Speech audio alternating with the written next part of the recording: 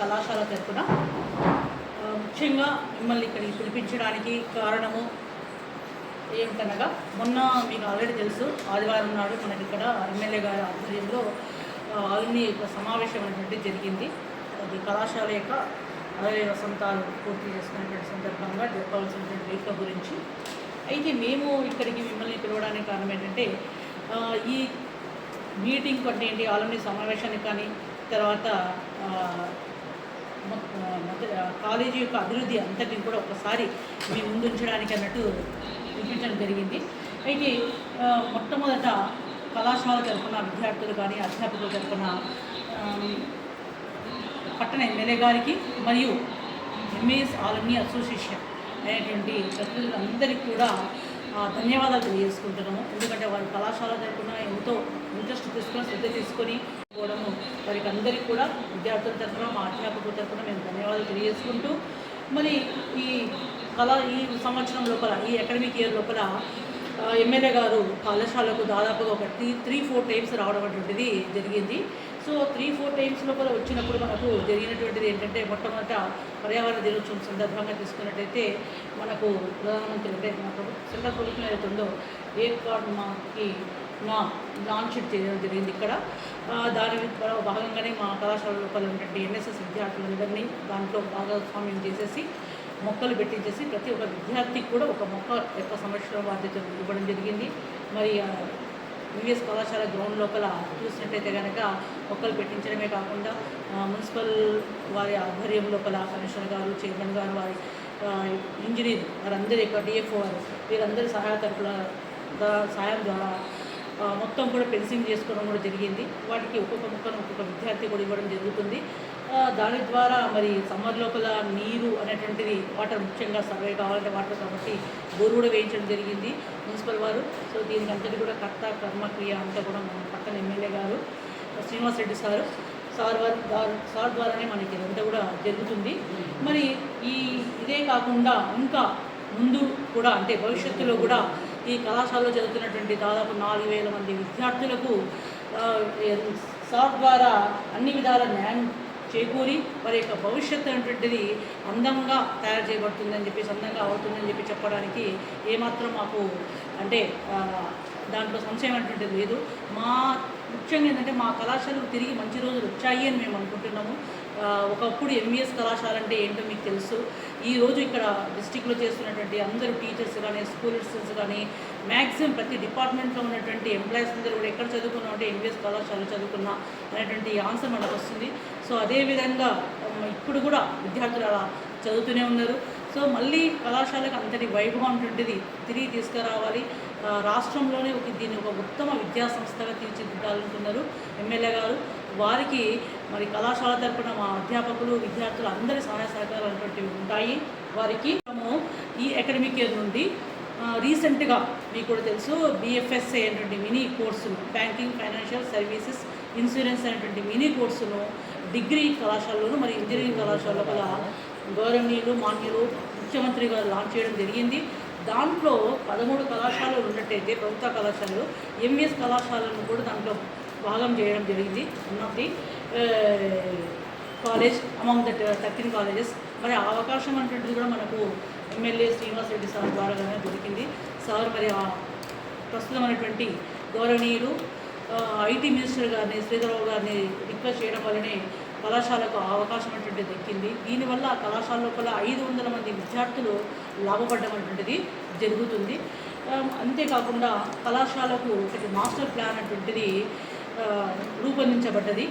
ఆ master plan ప్రకారంగా వెళ్ళినట్టయితే ఒక 100 రూములు అనేటువంటి వస్తాయి, ఉన్న రూములతో పాటు.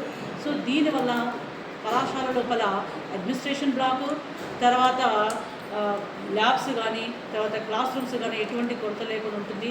అది మాకు ఎమ్మెల్యే ద్వారానే, తర్వాత ఈ ఆలమీ ద్వారా వస్తుందని చెప్పేసి అనుకుంటున్నాం. ముఖ్యంగా ఎమ్మెల్యే గారు ఆలమీని బాగా ఇచ్చే ఏంటంటే, ఆలమీ అనేటువంటి కళాశాలకు ఉన్నటువంటి ప్రాపర్టీ ఆలమీయే కాబట్టి ఈ ఆలమీని మనం ఎంతగా కవర్ చేసుకుంటే కనుక మనకు అంత అభివృద్ధి అనేటువంటిది ముందుకు అంటే జరుగుతుందని చెప్పి చెప్పడం జరిగింది. సో ఆ భాగంగానే అంటే దానిలో భాగంగానే మేము ఈ ఆలమీ అసోసియేషన్ వారి ద్వారా అంటే వారి సహకారంతోనే రవికుమార్ గారు వాళ్ళంతా సహకారంతో జరగడం జరిగింది. ఇదంతా కూడా దానికి మా కళాశాల తరఫున, అధ్యాపకుల తరఫున, విద్యార్థులందరి తరఫున మేము ధన్యవాదాలు తెలియజేసుకుంటున్నాం సార్. మరి వారి సహకారంతో కళాశాలను ఇంకా ముందుకు తీసుకెళ్ళాలి. మాకు కావాల్సింది అడిషనల్ క్లాస్ రూమ్స్ ముఖ్యంగా అనుకోండి, చెప్పాము కూడా మేము. సో వాటిని అన్నిటినీ కూడా సార్ మరి ఇవ్వడం జరుగుతుందని చెప్పారు. సో దాంట్లో భాగంగానే మనం ఈ 60 years ఏదైతే ఫెస్టివల్ చేసుకుంటామో దానికి పెద్ద పెద్ద వాళ్ళు రావడం జరుగుతుంది ఇక్కడికి. సో కళాశాలకు కావాల్సినటువంటి విద్యార్థులకు ఏదైతే అవసరమో అవసరాలను కూడా తీరుతాయని చెప్పేసి మేము అనుకుంటున్నాము.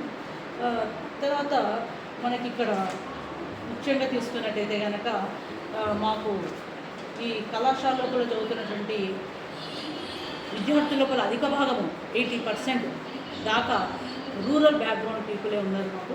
సో ఈ రూరల్ బ్యాక్గ్రౌండ్ అంతా కూడా తీసుకున్నట్టయితే మహబూబ్నగర్ వెస్ట్ జిల్లాకు చెందినటువంటి వారు ఒక అలంపూర్ దగ్గర నుంచి ఇటు కొల్లాపూర్ బార్డరు, ఇటు గట్టు, ఐజా, మొక్తలు, తర్వాత కోస్గి, కొడంగల్, నారంపేట, మద్దూరు, ప్రతి ఒక్క ప్లేస్ నుంచి వచ్చినటువంటి వాళ్ళే. కళాశాలలో ఉన్నటువంటి వసతులు ముఖ్యంగా ఎన్సీసీ, ఎన్ఎస్ఎస్ వారికి చాలా అవసరము. సో వాటి గురించి కానీ, తర్వాత ఎక్స్పోజింగ్ అనేటువంటిది ఉంటుంది జనరల్గా. తర్వాత ఇక్కడ ఉన్నటువంటి టాస్క్ ట్రైనింగ్ ప్రోగ్రామ్స్ కానీ, తర్వాత ఈ పట్టణ ఏంటి ముఖ్యంగా మనకి ఎమ్మెల్యే గారి సహకారంతో జరుగుతున్నటువంటి అభివృద్ధి పనులు, వీటి వల్ల కానీ మాకు స్ట్రెంత్ కూడా బాగానే ఉంది. కళాశాల వల్ల కొత్త కోర్సులు కూడా ప్రారంభించబడ్డవి.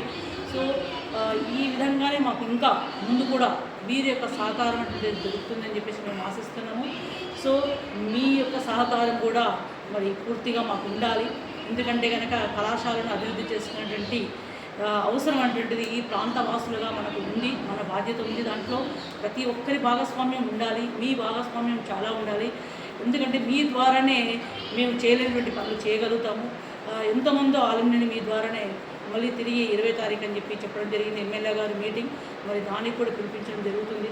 వాటి మీ పూర్తి సహాయ సహకారాలు మాకు అందుతాయని చెప్పేసి కోరుకుంటున్నాం సార్.